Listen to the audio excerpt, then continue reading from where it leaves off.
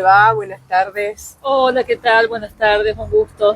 Bueno, un tema interesante que se plantea en esta ciudad desde hace mucho tiempo, pero en otros pueblos también, ¿no? Se da este debate de cuántos somos, dónde estamos ubicados y cómo llegamos hasta acá.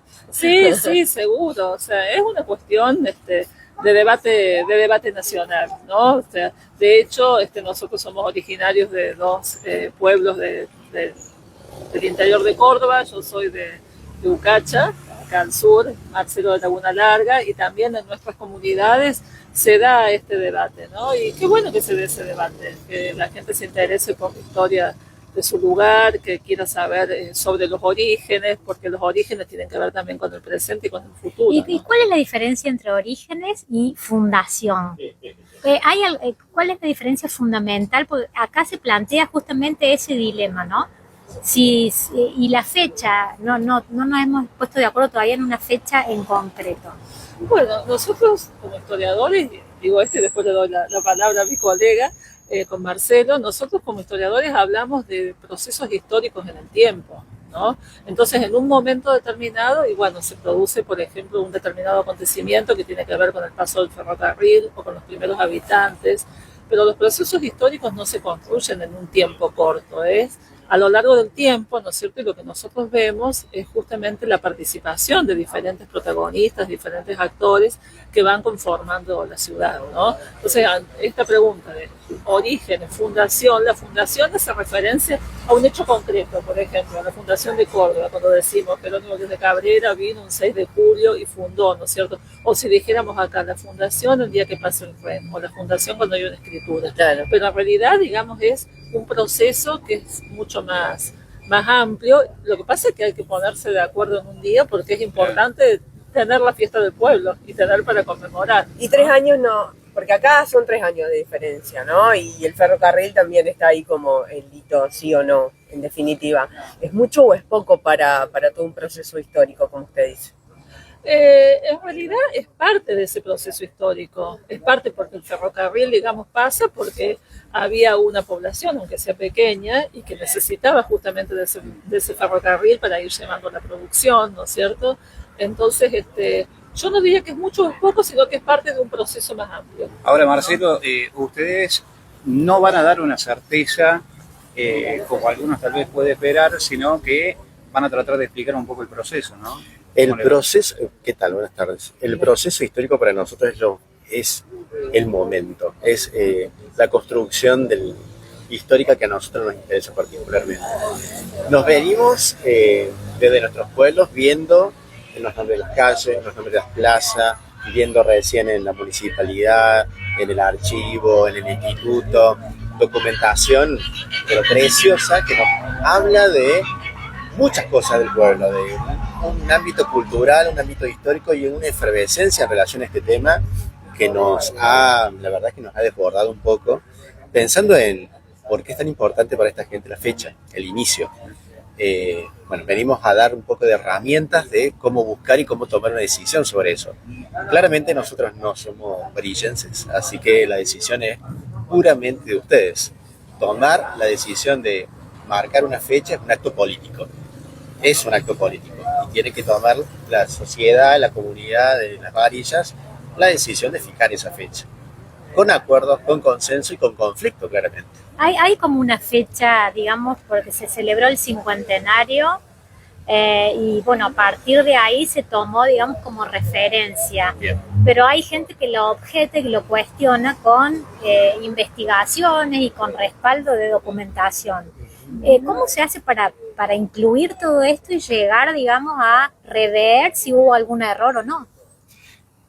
Y lo que pasa es que la fecha del cincuentenario también tiene documentación, ¿no es cierto? También hay publicaciones que dan cuenta que en esa época había pobladores, ¿no es cierto? Que había pobladores que estaban dispersos en zonas como no podemos considerar como un pueblo, como una ciudad. Entonces, los historiadores trabajamos con distintos tipos de documentos, porque uno dice, el documento no es solo el documento escrito, sino, por ejemplo, la tradición oral. Esto que se transmite, que se va contando, digamos, ¿no? Que pudieron decir, bueno, mis antepasados vivían acá, ¿no es cierto? Entonces, no es solo ese documento que dice la donación de lo que nos hemos informado, la donación de las tierras para el ferrocarril, ¿no? Ese es un tipo de documento, pero hay otro tipo de documentos y otro tipo de construcción. Entonces la pregunta es si ustedes como varillenses quieren cambiar la fecha de la conmemoración, si quieren cambiar ese año 1900 como el origen, y si quieren cambiar, digamos, bueno, el 7 de octubre, que estamos viendo que en todos los pueblos se conmemora por el Día de la Virgen. No es casual que en Laguna Larga es el 7 de octubre, en mi pueblo Nucacha es el 7 de octubre, o sea, la fortaleza de la Virgen de Rosario. Bien. No, y es posible, digamos, retrotraer entonces ese debate, sobre todo porque nosotros siempre planteamos, si se arranca desde el cincuentenario, ahora hay que retroceder completo, si esa no es.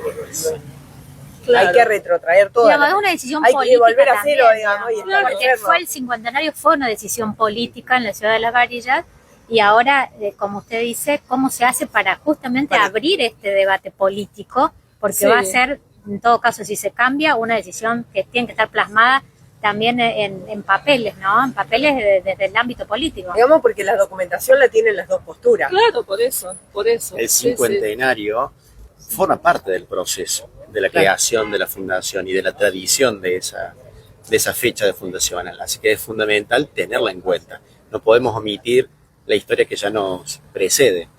Nos guste o no nos guste, está.